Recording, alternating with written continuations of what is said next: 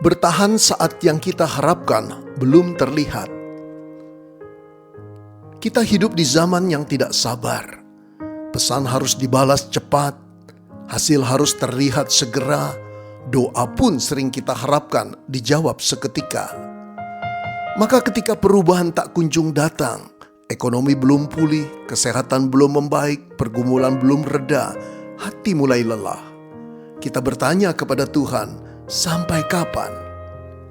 Saudara Yakobus dalam pasal 1 ayat kedua dan keempat menuliskan sesuatu yang terasa sulit diterima. Anggaplah sebagai suatu kebahagiaan apabila kamu jatuh dalam berbagai-bagai pencobaan. Sebab kamu tahu bahwa ujian terhadap imanmu itu menghasilkan ketekunan. Dan biarkanlah ketekunan itu memperoleh buah yang matang, supaya kamu menjadi sempurna dan utuh dan tak kekurangan suatu apapun.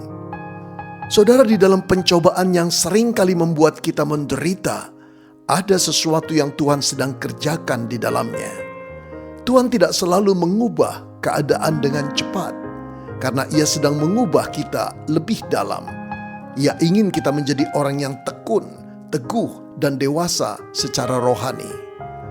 Seperti padi yang tidak langsung berbuah setelah ditanam, kehidupan rohani pun memerlukan musim.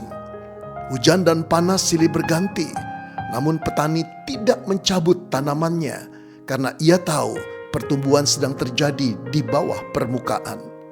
Saudara, demikian pula iman kita. Hari ini mungkin belum terlihat hasilnya, tapi Tuhan sedang menumbuhkan akar yang akan membuat kita tetap berdiri saat angin kencang datang. Saudara, Kristus adalah teladan keteguhan yang sempurna. Ia berjalan menuju salib bukan dengan tergesa, tetapi dengan ketaatan yang mantap. Ia tidak berhenti ketika jalan menjadi berat. Ia menyelesaikan karya keselamatan kita dengan kesabaran yang penuh kasih.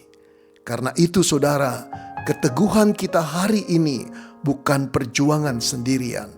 Kita berjalan bersama Yesus yang telah lebih dahulu setia sampai akhir.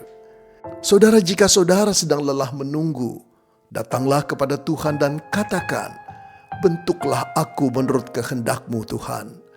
Ajarlah aku untuk menikmati proses ini meskipun tampak lambat. Saudara, langkah kecil ini cukup untuk membuat saudara bersemangat kembali untuk melanjutkan perjalanan yang tampaknya masih panjang.